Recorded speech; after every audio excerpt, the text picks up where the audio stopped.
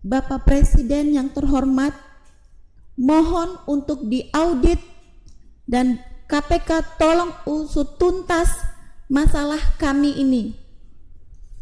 Dan saya tambahkan lagi, karena ijazah teman-teman kita ditahan, ada orang tua yang menelepon saya, dia menangis karena anaknya meninggal.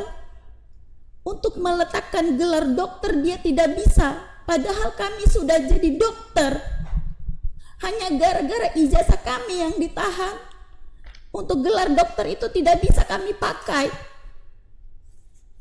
Dan buat teman kami dari Papua, dia juga sampai bunuh diri karena tertekan mental gara-gara ijazah ditahan. Seolah-olah kami ini bodoh, padahal kami bukan bodoh. Kami orang-orang yang teraniaya karena ijazahnya ditahan bertahun-tahun. Sekali lagi saya katakan, Bapak Prabowo, tolong berikan ijazah profesi kami dan usut tuntas permasalahan kami. Tolong KPK usut, ada apa dengan ini?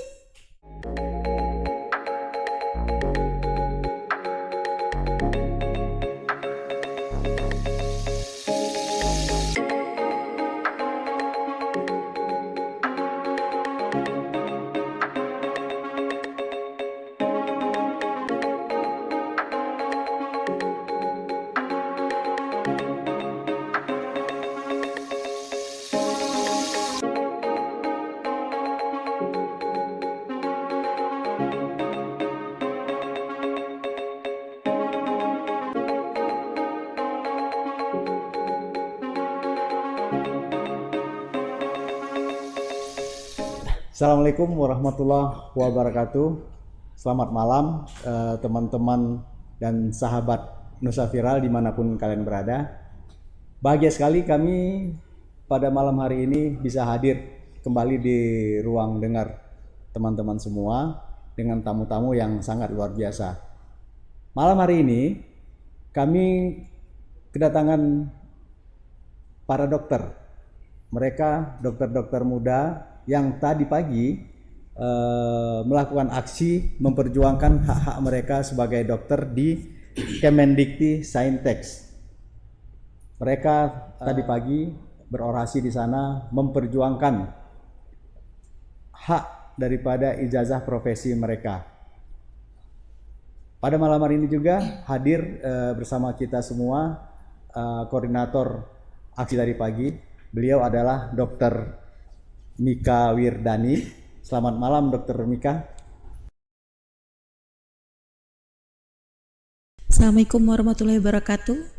Saya Dr. Mika Wirdani selaku Ketua Pergerakan Dokter Indonesia bersama Saudari Nur Fatihah, warga negara asing dari Malaysia. Tepatnya tadi pagi kami telah melakukan aksi untuk meminta kepada Kementerian Pendidikan Sains dan Teknologi hak ijazah kami yang sudah sangat lama ditahan. Saya mau lebih mendalami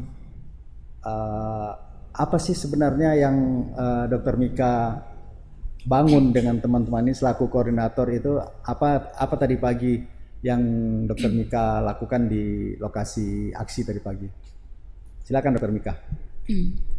Baik Pak, kami dari teman-teman dari wilayah dari Sabang sampai Merauke berkumpul bersama-sama dengan teman kita dari negara asing untuk meminta dan berharap ditegakkan putusan MK yang sudah ada di tahun 2017 terkait hak ijazah, di mana ijazah profesi dan sertifikat kompetensi itu adalah dua hal yang berbeda, tapi sampai saat ini mereka gabungkan dengan uji kompetensi, di mana uji kompetensi itu sebagai akhir untuk mendapatkan kami sertifikat profesi dan sertifikat kompetensi begitu. Baik, ada mungkin teman lain yang ingin menambahkan apa yang tadi disampaikan oleh Dr. Mika atau Dr. Norman mungkin ya ingin menyampaikan. Silakan Dr. Norman. Terima kasih atas kesempatan yang diberikan. Jadi kenapa kita bilang ijazah kita ditahan? Yang paling pertama itu tidak ada urusan dengan uji kompetensi. Terima kasih. Perkenalkan, nama saya Dr. Norman dari Universitas Patimura Ambon. Terkait uji kompetensi dan sertifikat profesi, ini sebenarnya adalah dua hal berbeda. Uji kompetensi diatur pertama kali di dalam Undang-Undang Praktek Kedokteran Nomor 29 Tahun 2004. Di dalam itu sama kayak seluruh dunia pakai, syarat uji kompetensi adalah sertifikat profesi atau ijazah dokter. Namun dalam perkembangannya lahir Undang-Undang 20 2013 tentang pendidikan kedokteran, di mana di dalam pasal 36 Undang-Undang Pendidikan Dokter Nomor 20 Tahun 2013 ini, di situ juga mengatur terkait uji kompetensi. Namun pasal ini adalah pasal rancu. Kalau kita lihat dari ayat 1-nya itu dibilang untuk menyelesaikan program profesi dokter atau dokter gigi, mahasiswa harus lulus uji kompetensi. Namun di ayat 3 dia bilang uji kompetensi dokter atau dokter gigi sebagaimana dimaksud ayat 1 dilaksanakan oleh fakultas dan lain-lain. Ini di dalam ketentuan umum, mahasiswa dan dokter itu adalah dua hal berbeda. Jadi kalau diterjemahkan secara letterless, maka di pasal 1 itu, ayat 1 itu ada uji kompetensi mahasiswa dan ayat 3 itu ada uji kompetensi dokter. Dan yang itu dua hal yang berbeda. Dua hal yang berbeda karena definisi dokter dan mahasiswa adalah dua hal yang berbeda. Yang lebih rancu lagi di ayat 2 pada pasal 36 ini disebutkan bahwa mahasiswa yang lulus uji kompetensi sebagaimana dimaksud pada ayat 1 memperoleh sertifikat profesi yang dikeluarkan oleh perguruan tinggi. Padahal di seluruh dunia hasil dari uji kompetensi adalah sertifikat kompetensi. Inilah pasal 36 yang paling rancu itu, yang tapi dimanfaatkan oleh beberapa pihak, dalam hal ini kementerian terkait, menggunakan itu dengan cara mencari cara agar mereka bisa menang sendiri terkait uji kompetensi. Lalu mereka mengeluarkan surat edaran 8 Juli 2014, yang mana di dalam surat edaran 8 Juli itu menjadi batas untuk setelah koas tidak bisa lagi mendapatkan ijazah atau sertifikat dokter, sertifikat profesi. Surat edaran 8 Juli. Selesai koas tidak bisa dapat ijazah. Iya. Iya. Uji kompetensi dulu. Iya. Padahal di dalam surat edaran 8 Juli itu kalau dilihat nomor 2, poin nomor 2 adalah peraturan pemerintah nomor 30 tahun 2014 tentang tata cara pelaksanaan uji kompetensi mahasiswa program profesi dokter atau dokter gigi. Kalau kita cari itu di Google, kita blok peraturan pemerintah nomor 30 tahun 2014 lalu kita cari di Google, itu yang muncul bukan tata cara pelaksanaan uji kompetensi, tapi yang muncul adalah Statuta Universitas Airlangga. Jadi pasal cacat ini, ayat cacat ini dipakai untuk tetap menahan ijazah. Kenapa mereka bikin begitu? Karena uji kompetensi di seluruh dunia dilakukan oleh profesi.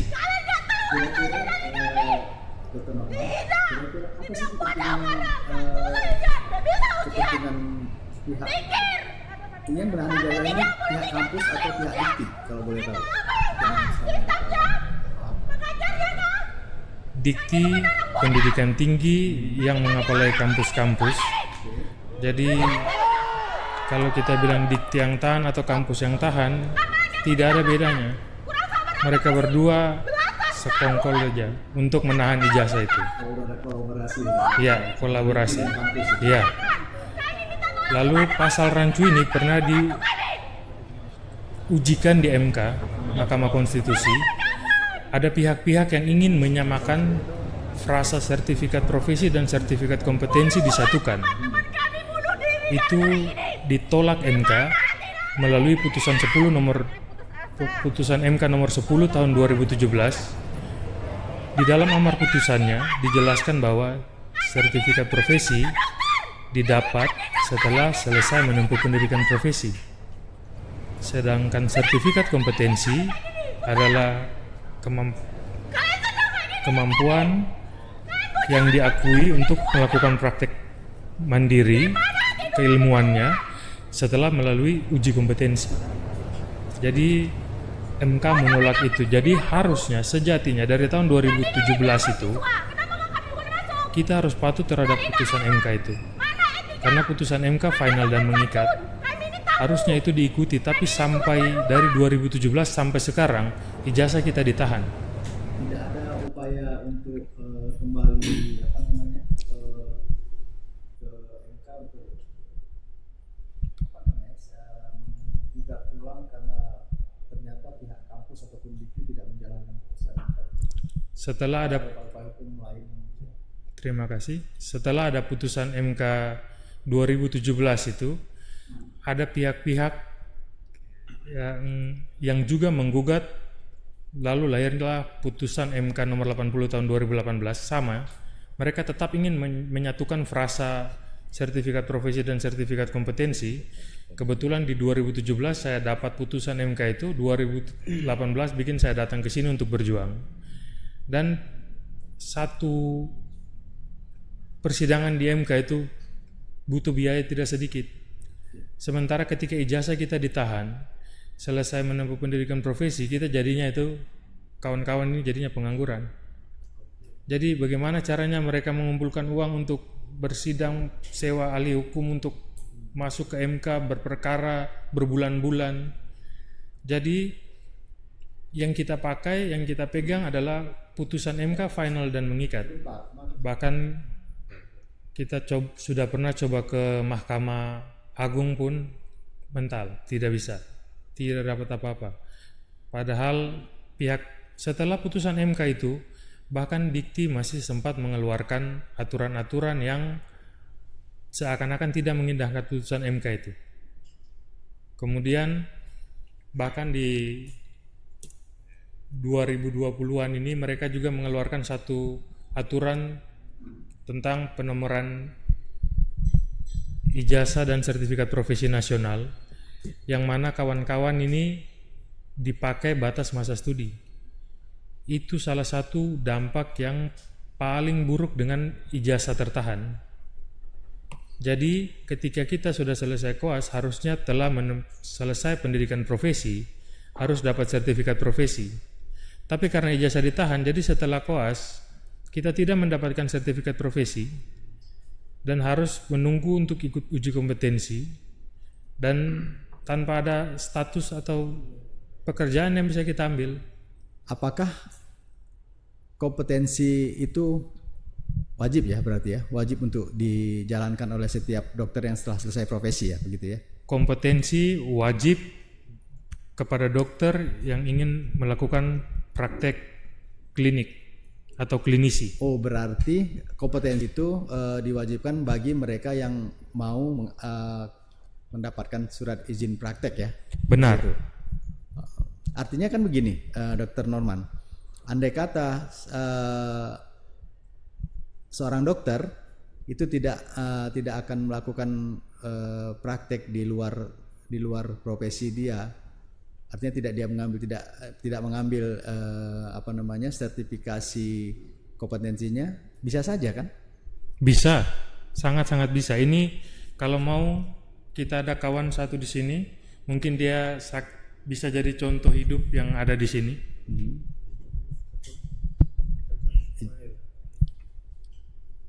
Oh, langsung ke Dr. Nail Tokmen ya. Mungkin Dr. Nail bisa melanjutkan yang dimaksud oleh Dr. Norman tadi seperti apa? Saya Dr. Nael Tokmen dari Fakultas Kedokteran Uncen angkatan 2006. Di sini saya akan menceritakan contoh dampak dari tidak mendapatkan ijazah. Saya di sini sendiri sudah bekerja di sebuah fakultas kedokteran di bagian anatomi.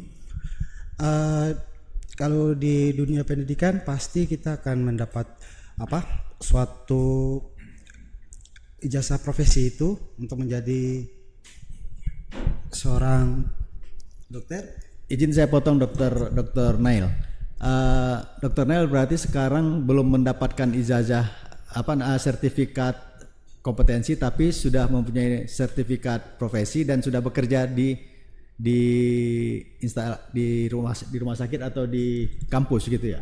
Saya belum mendapatkan sertifikat profesi sama sekali. Jadi di sini saya cuma sebagai laboran atau penjaga teknisi dari sebuah laboratorium. Maka itu saya bilang dampak dari tidak diberikan ijazah profesi itu, maka saya tidak bisa sebagai staf pengajar atau sebagai ahli dalam, kalau saya sekarang kan ahlinya sekarang jaganya di lab anatomi, berarti saya tidak akan jadi ahli di bagian anatomi itu sendiri. Itu dampak dari tidak mendapatkan sertifikat profesi ya. Silakan Dr. Norman. Jadi Kakak Nail ini kalau kita umpamakan dia itu satpam di laboratorium anatomi karena tidak ada ijazah. Padahal kalau dia sudah ada ijazah, yang selama ini dikti gonjang-ganjingkan bahwa kalau mereka dapat ijazah mereka bisa lakukan malpraktek karena tidak lulus uji kompetensi. Bayangkan kalau dia dapat ijazahnya dia di laboratorium anatomi, apa dia mau bikin malpraktek? Cuman ada mayat dan formalin. Mau dibikin apapun tidak akan ada kasus malpraktek. Nanti kalau dia memang betul-betul ingin turun sebagai klinisi, wajib dia harus ikut uji kompetensi. Makanya di seluruh dunia sudah diberikan sertifikat profesi, selesai pendidikan profesi, sertifikat kompetensi, lulus uji kompetensi. Itu. Kemudian ada juga kawan-kawan lain, mungkin yang dari Malaysia mau menambahkan? Baik, silakan ke Dr. Nur ya. Ini Dr. Nur dari negara tetangga kita dari Malaysia ya, Dr. Nur. Mungkin Malaysianya di mana, Dr. Nur? Assalamualaikum, saya Nur Fatimani dari Fakultas Kedokteran Sriwijaya yang di Palembang. Saya mahasiswa Malaysia dari Malaysia. Kalau menanggapi ujian kompetensi ini, sebagai saya mahasiswa asing, itu kami dari first study dekat Indonesia, kami tidak diberitahukan bahawasanya ada ujian kompetensi ini secara tertulis atau hitam putih atau hard copy. Kami tidak diberitahu. Selepas habis koas baru kami merasakan kenapa harus ada ujian komprehensif. Jikalau komprehensi dari kampus sudah selesai, sudah lulus, berarti kalian itu baru bisa masuk ujian kompetensi daripada pihak Indonesia punya regulation. Kami bahasa kami Malaysia ni tidak diperlukan gara-gara kami kan student Malaysia yang harus bekerja di Indonesia. Sedangkan ujian kompetensi ini untuk yang bekerja menjadi doktor berkompeten yang bekerja di Indonesia. Sedangkan kami mahasiswa Malaysia, itu kami dipertanyakan itu.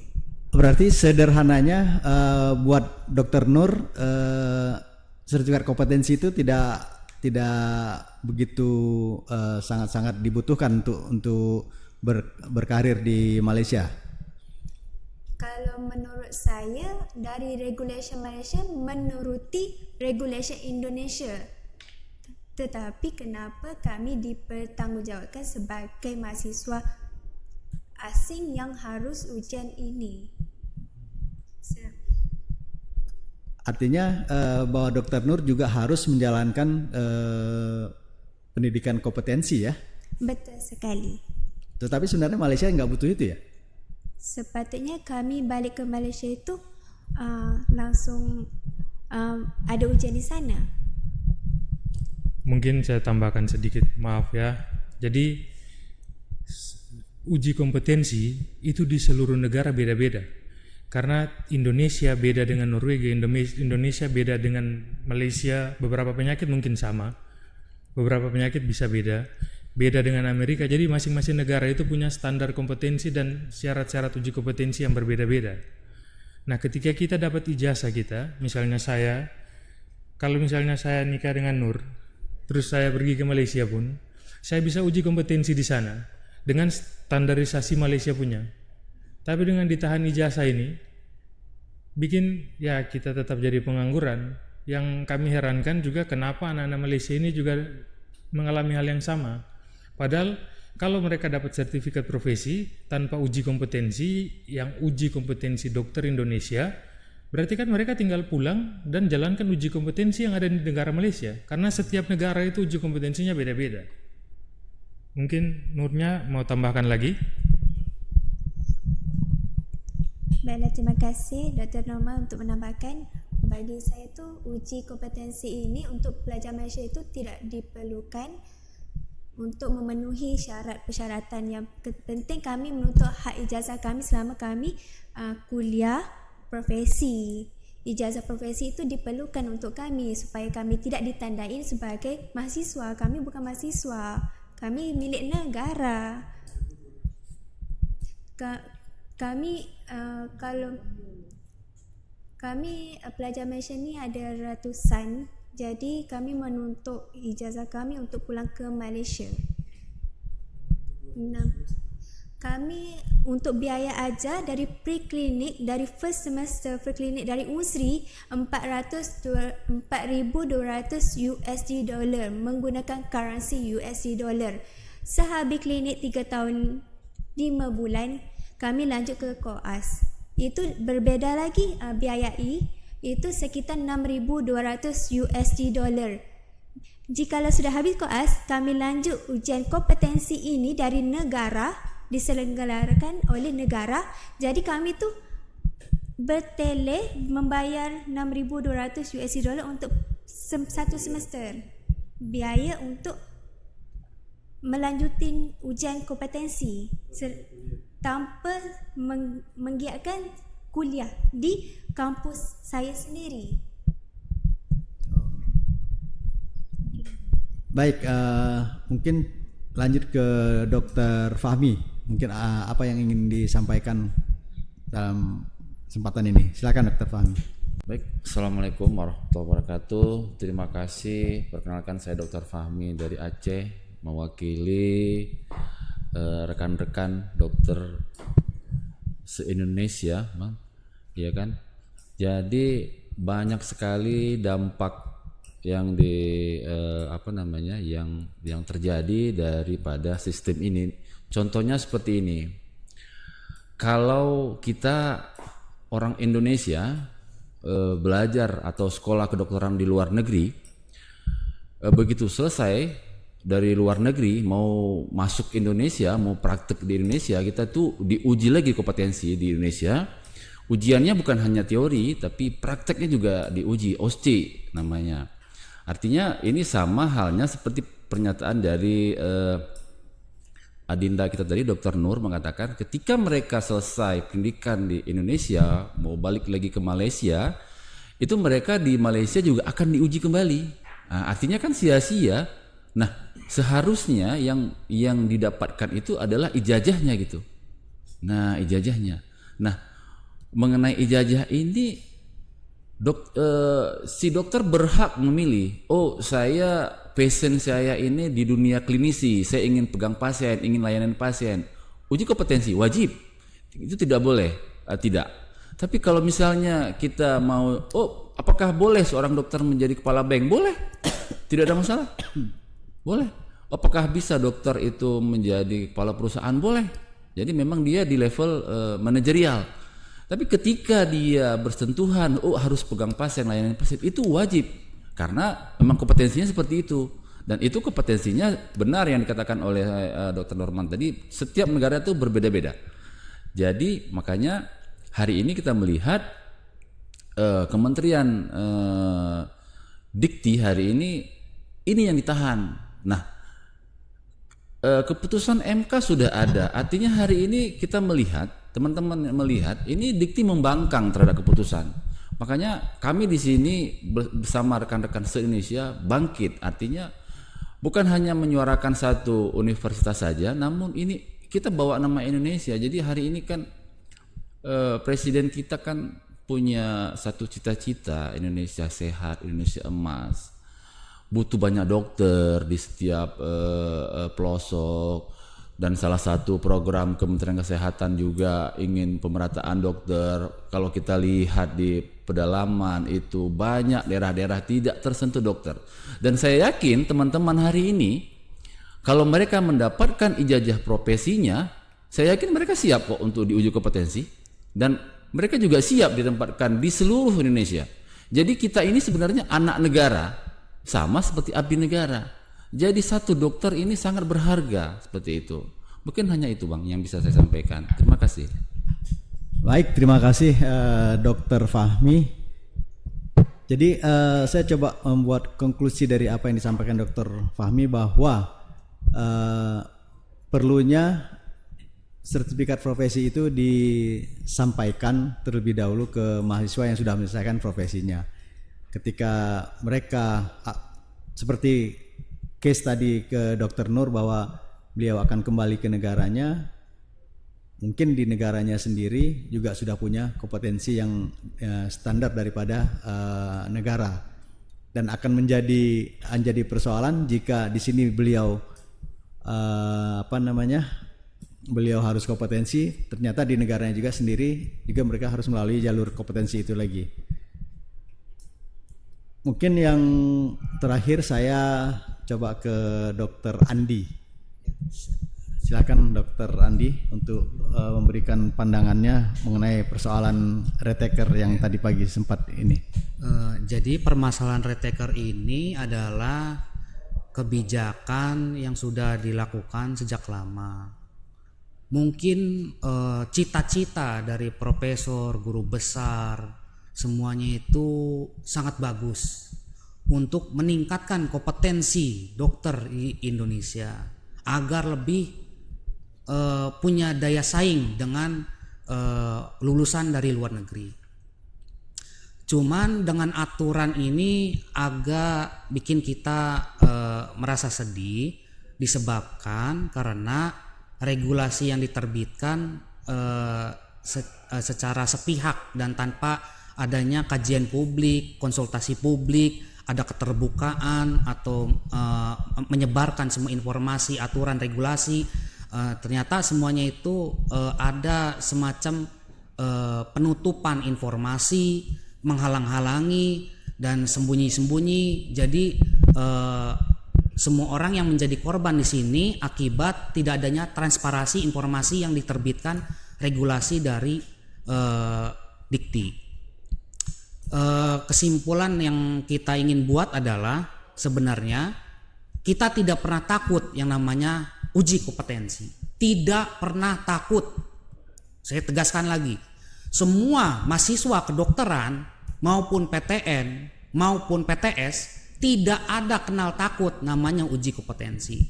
Tapi mereka semuanya itu hanya menuntut hak sesuai dengan Undang-Undang Sisdiknas tahun 2003, bahwa setiap lulusan mahasiswa yang sudah melalui masa studi itu kan berupa SKS yang telah dilewati, itu suatu penghargaan yang harus diberikan. Bentuknya apa? Ijazah. Di bidang kedokteran itu ijazah ada dua macam, ijazah kedokteran ketika sarjana kedokteran, dan ijazah diberikan setelah melewati kepanitraan klinik yaitu koas. Dan itu ijazahnya ada dua, dan satu-satunya di dunia, hanya Indonesia yang memiliki ijazah dua. Ada dua yang diberikan. Tetapi semenjak aturan itu dirubah, ijazah dokter itu dirubah menjadi sertifikat profesi. Secara nama dihapus ijazahnya karena kita sering menyinggung seolah-olah ijazah diberikan 2 kali. Karena kepintaran orang yang membuat regulasi itu membuat kata-kata diubah, kepala jadi kaki, kaki jadi kepala. Apapun mereka akan menghalalkan segala cara untuk membuat regulasi untuk kepentingan dari oligarki pendidikan kedokteran. Yang jadi korban, kalau seandainya korbannya hanya Indonesia, itu nggak masalah. Oke, kami terima gitu. Korbannya anak-anak bangsa, nggak masalah. Nggak bisa mengabdi bagi negara, tidak bisa mendaftar komponen cadangan, tidak bisa membantu masyarakat, tidak bisa berguna nusa dan bangsa, tidak bisa berkorban apapun. Apabila terjadi perang, dianggap tidak kompetensi. Apabila kita diserang oleh musuh, kamu tidak kompetensi, kamu tidak bisa untuk menangani pasien. Padahal keadaan genting, mau hidup dan mati, mau nggak mau kita akan turun. Kasus terbesar yang pernah terjadi yaitu COVID-19. Apa yang terjadi? Banyak dosen meninggal, mahasiswa meninggal, residen meninggal. Ketika semua banyak yang terkena meninggal, siapa yang bertanggung jawab? Apakah kompetensi dipertanyakan? Itu tidak akan dipertanyakan lagi ketika terjadi wabah besar, perang, segala macam, sesuatu yang di luar dugaan, akan terjadi bencana-bencana yang tidak bisa lagi ditanyakan kompetensimu mana. Itu nggak mungkin, karena dalam keadaan darurat kita ini bisa komponen cadangan yang bisa digerakkan kapanpun dan siap. Istilahnya kalau seandainya kita mengacu kompetensi, oke, kita nurut. Pertanyaan yang paling mendasar ada, ketika mereka menghendaki kompetensi, ada satu yang dalam hati kami itu tersentuh, yaitu tergelitik gitu. Ketika semua profesor guru besar menyatakan kompetensi itu penting, oke, kita nurut. Tapi ketika moratorium yang udah pernah diterbitkan oleh kolegium ID bersama KKI dan kesepakatan dengan stakeholder ternyata dicabut. Tapi apa? Jawaban semuanya silent. Semua orang yang pintar, yang senior, semuanya silent. Ketika moratorium itu dicabut, tidak ada demo satupun. Saya tidak tahu kenapa ini. Katanya mendengungkan kompetensi.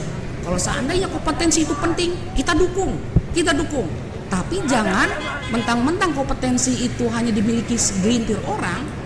Moratorium pembukaan fakultas kedokteran diumbar seenak dan sesuka hatinya. Dengan lobby-lobby, dengan apa segala macam. Itu kan pertanyaan kami.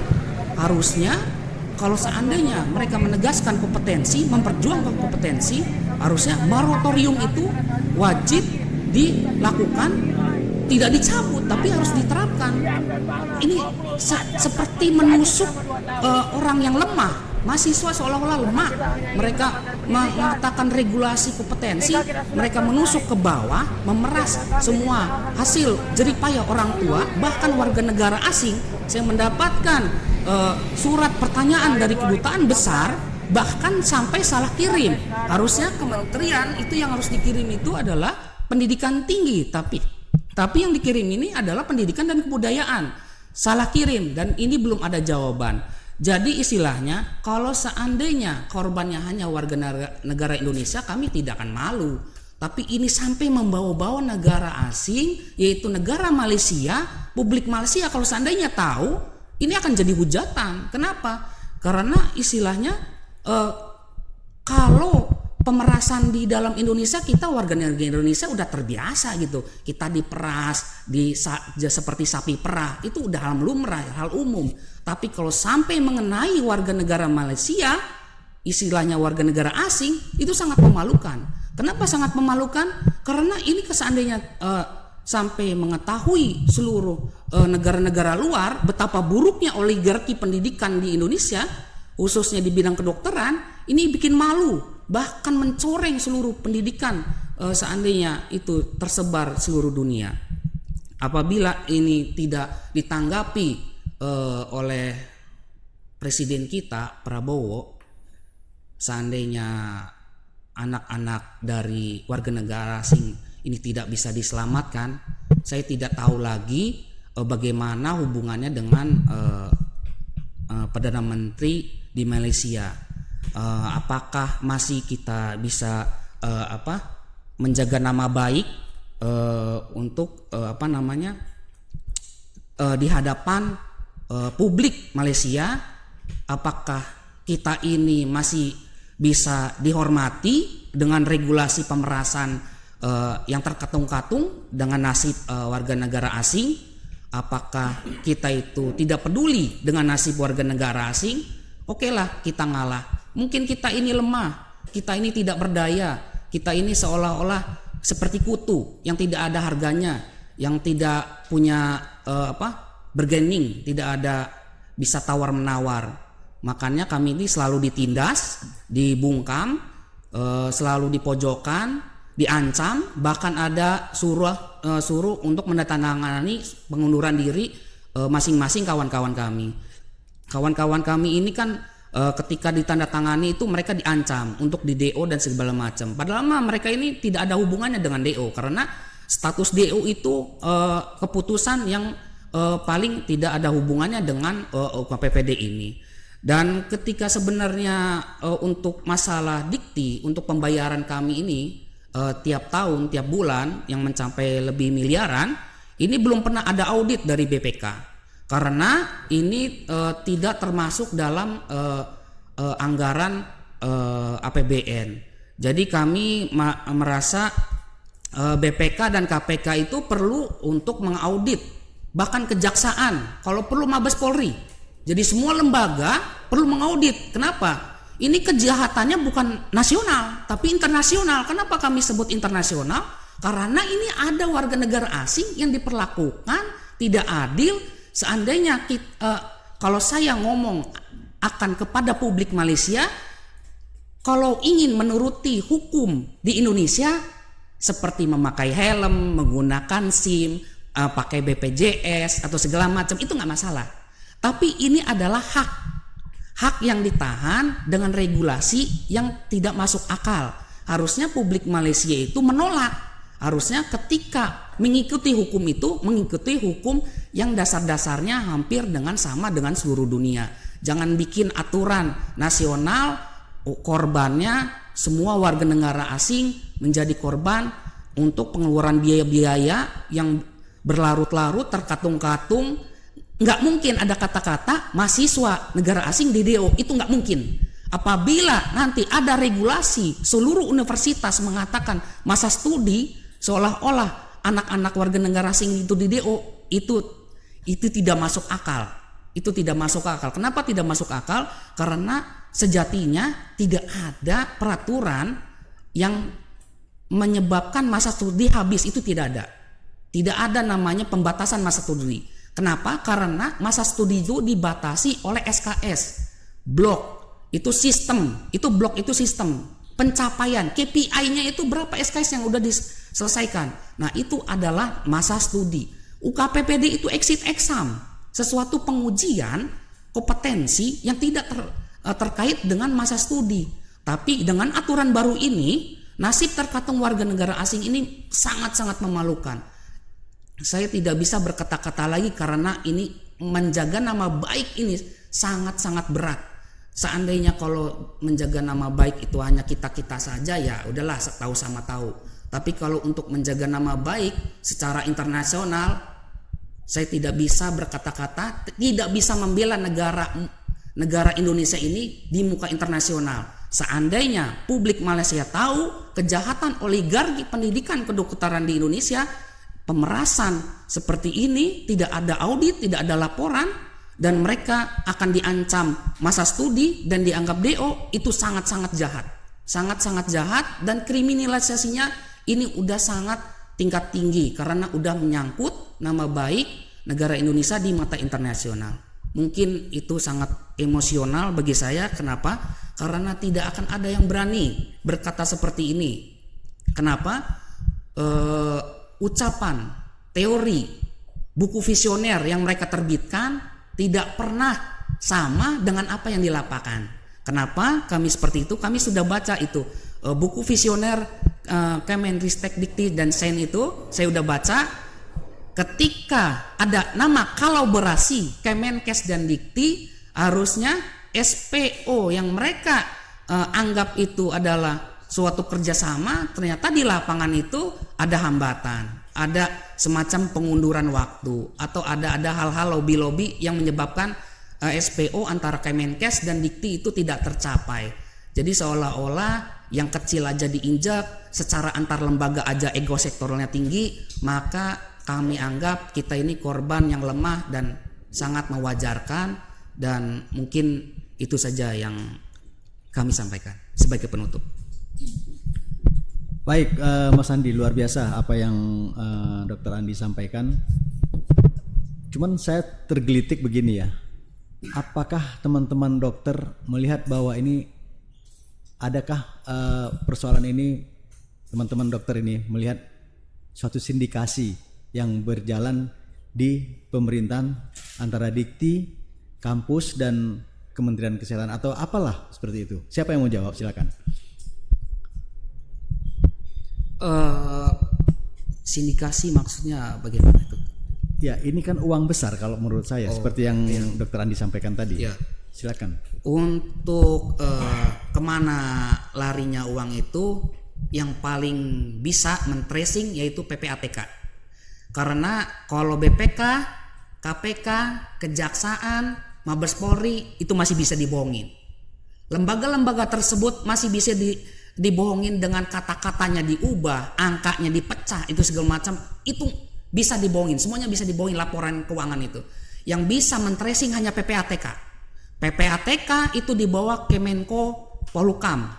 Seandainya kalau Kemenko Polhukam ingin menyelidiki secara garis besar dengan BPK, KPK, dan Kejaksaan, mungkin itu bisa. Tanpa ada PPAT itu sulit di tracing. Kenapa? Karena semua sistemnya dipecah.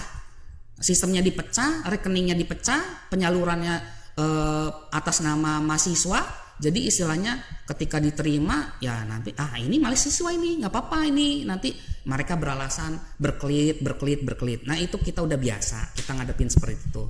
Nah yang saya bingung itu kenapa setiap kita itu membuat laporan akan ada regulasi baru. Bahkan ketika video ini dibuat pasti akan ada perubahan total.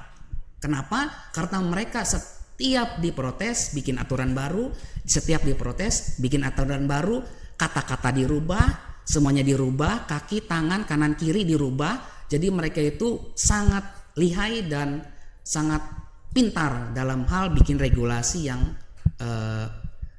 bisa menutupi segalanya dengan rapi dan bagus, seperti itu. Ya, mungkin untuk close statement saya coba mulai dari Dr. Norman. Silakan 1 menit mungkin yang bisa disampaikan. Ketika Undang-Undang Dikdok 2013 muncul, ada Undang-Undang Sisdiknas dan Undang-Undang Pendidikan Tinggi, tapi Dikti selalu bilang bahwa Undang-Undang Pendidikan Dokter adalah lex spesialis derogat legi generalis atau undang-undang khusus, jadi melumpuhkan undang-undang yang umum. Sekarang setelah ada undang-undang terbaru, itu harusnya ada asas hukum juga lex posteriori derogat legi priori. Undang-undang yang baru mematahkan undang-undang yang lama.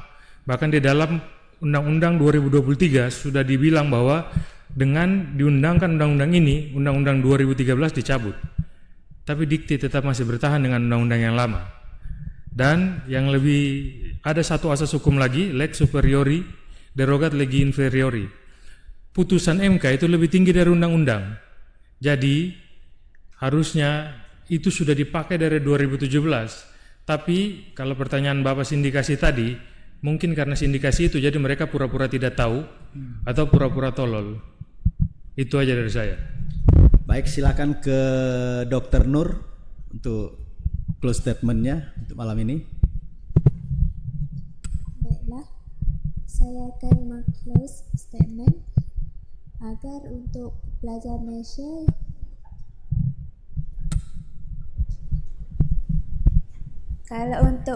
Malaysia itu dibagi ijazah dan kami berhak menuntut ijazah itu diberikan secara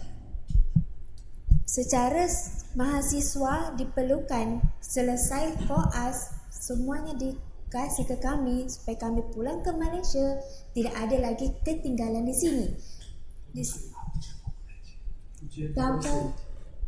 Tanpa kami ada ujian kompetensi dari Indonesia, kami langsung balik ke Malaysia, ujian di Malaysia, kongsi di Malaysia. Kami tidak memerlukan ujian ini, tapi kenapa dibatasin untuk pelajar Malaysia? Kami ini sudah putus asa, putus harapan, tidak tahu mau ke mana lagi. Yang kami memutuskan memberi harapan ke siapa lagi kalau bukan dari pihak Indonesia sendiri yang boleh menterapkan kami sebagai anak Malaysia sendiri. Kami tetap menyamai kami anak Malaysia. Jikalau pihak Indonesia sendiri mendiamkan diri, tetapi ada undang-undang tersebut, tetap akan kami meminta ijazah kami itu. Itu ijazah profesi kami tanpa ujian kompetensi daripada Indonesia.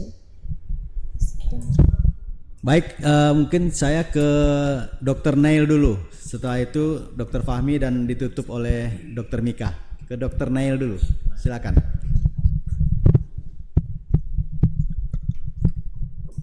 Ya, mungkin dari saya itu sendiri, ya ijazah itu harus diberikan kepada kami para RTKR, karena kami sudah selesai semua pendidikannya, selesai SKS-nya, selesaikan profesinya. Jadi kami meminta, saya sendiri dari Papua, saya meminta untuk Bapak Presiden untuk memberikan ijazah kepada pihak Dikti atau Kemenristek Dikti untuk memberikan ijazah saya. Saya mau bekerja sebagai dokter yang tanpa ujian kompetensi atau tidak, atau dengan ujian kompetensi, itu saya menentukan. Tapi saya mohon untuk Bapak Presiden, saya anak Papua sendiri memohon Bapak tolong saya untuk ijazah saya kalau Bapak merasa saya sebagai anak dari Papua. Terima kasih Bapak. Silakan Dr. Fahmi. Ya, terima kasih. Aceh Papua itu kakak beradik. Ya, dari histori perjuangan juga pergerakan di lapangan itu kakak beradik. Jadi saya ingin mengatakan kepada pemangku kebijakan tertinggi di Republik ini, janganlah kita menjadi penjajah yang merampas hak rakyatnya. Dulu kita usir penjajah dari negara ini karena merampas hak hidup kita, merampas hak kemerdekaan kita. Hari ini kita menjadi penjajah berdasi, penjajah berilmu. Makanya wajar kalau ulama mengatakan adab itu lebih tinggi daripada ilmu. Nah, jadi merampas hak itu tidak beradab menurut saya. Mungkin itu saja, dan harapan kami kepada Bapak Presiden yang terhormat, sekali lagi tolong dibantu untuk semuanya agar mendapatkan haknya. Itu saja. Terima kasih. Silakan yang terakhir Dr. Mika selaku koordinator juga dan aksi tadi pagi. Silakan Dok. Oke, baik, terima kasih Bapak. Di sini saya mau menambahkan sedikit.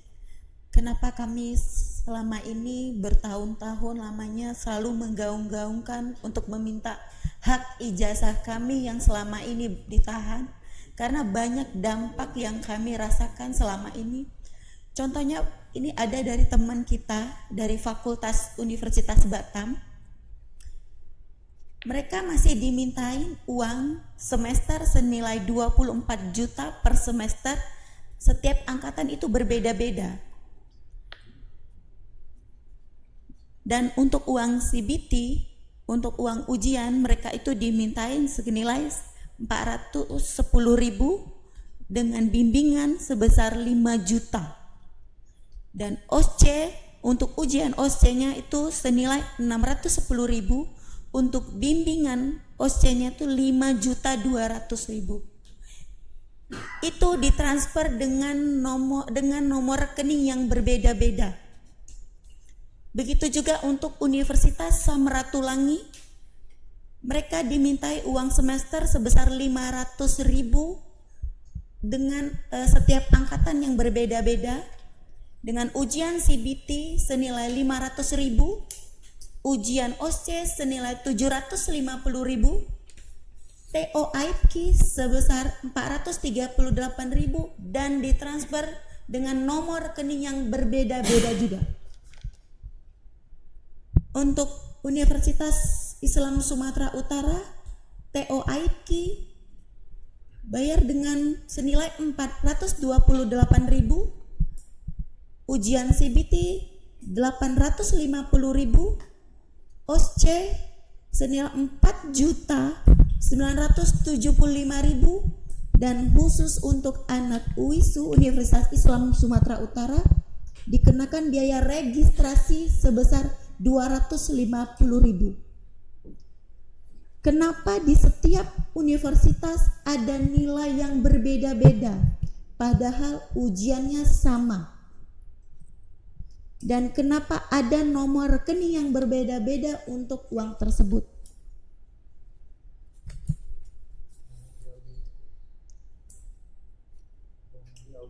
Bapak Presiden yang terhormat, mohon untuk diaudit dan KPK tolong usut tuntas masalah kami ini.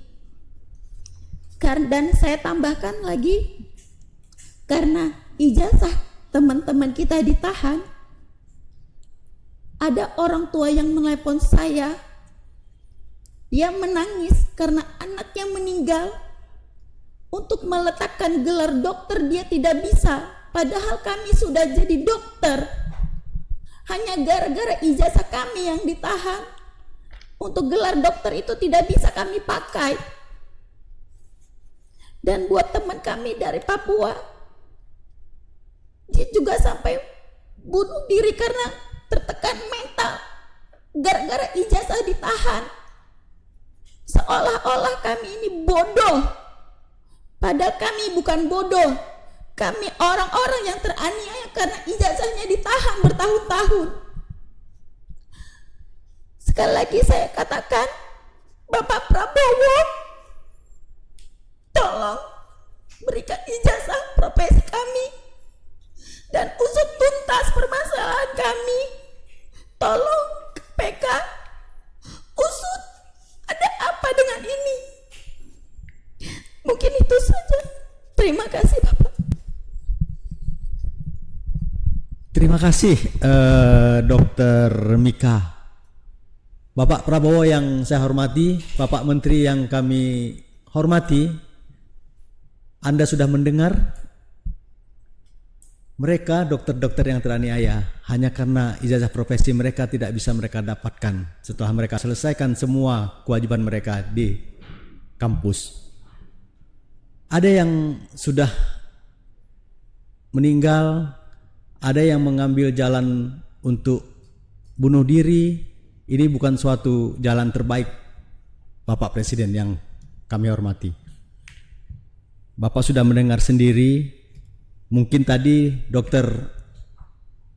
Mika tidak menyampaikan siapa beliau itu. Saya ingin sampaikan bahwa ada seorang dokter bernama Clement Wopari. Beliau sudah almarhum Pak Presiden. Beliau sudah membawa semua duka hidupnya sebagai dokter yang sampai akhir hayatnya tidak mendapatkan ijazahnya hanya karena persoalan-persoalan yang menurut kami ini adalah persoalan yang sepele. Pak Prabowo, Pak Menteri, lihatlah mereka, turunkan ego bapak-bapak semua untuk segera memberikan hak-hak mereka agar mereka dapat bekerja, berkarir, dan membanggakan Indonesia. Teman-teman Nusa Viral yang saya hormati, luar biasa memang malam ini. Saya sendiri tidak tahu harus berkata apa lagi, speechless saya benar-benar. Tapi mudah-mudahan dari sini kita bisa mengambil manfaat, ya artinya manfaat yang positif bahwa mereka sudah melakukan kewajiban mereka, sudah mereka selesaikan tanggung jawab mereka terhadap pendidikan mereka dan orang tua mereka, tetapi mereka masih harus berjuang, bertarung hanya untuk selembar ijazah yang sangat-sangat penting dalam kehidupan mereka. Sampai ketemu di Nusa Pirar berikutnya. Assalamualaikum warahmatullahi wabarakatuh.